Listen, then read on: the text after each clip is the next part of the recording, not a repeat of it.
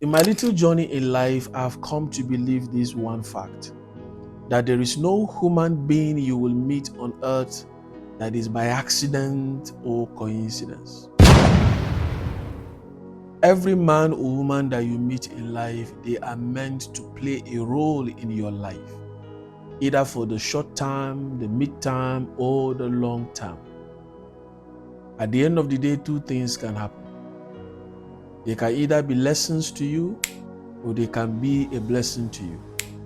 Now, both of these, either of these, whichever one they end up becoming, I want you to know that it is not a waste. However, I've also come to believe that the outcome of every relationship that you enjoy in the future is determined by what you are ready to sacrifice for, what you're able to invest in. I know you cannot force relationships. I know you cannot force attention. But if God sends you the right people in your life, they are asset for your destiny. I remember a story, most interesting story my HOD shared with me with us when we were in school. And he said at some certain point in his life, there was a contract that people were bidding in Abuja.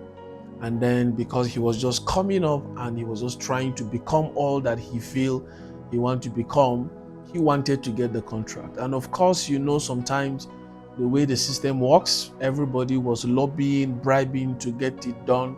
And then he said he had no kobo to give to anybody for the contract.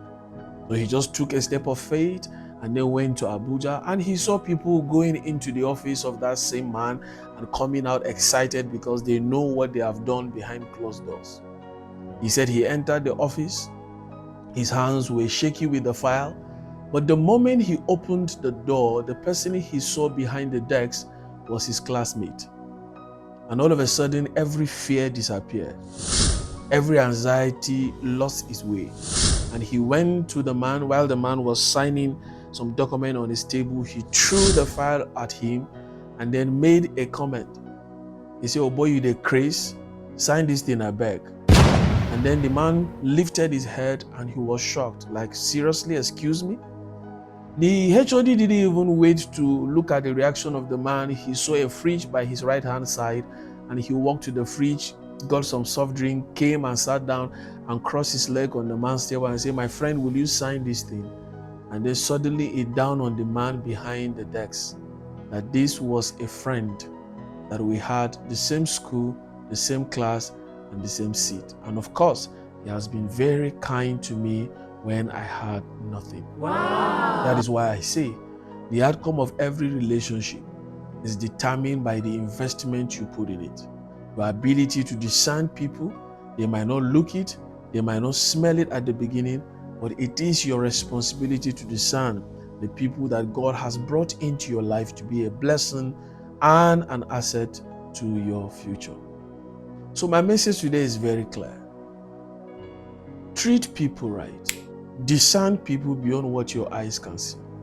They might not smell it today, they might not look it today, but every man, there is a potential seed of greatness in the inside of them.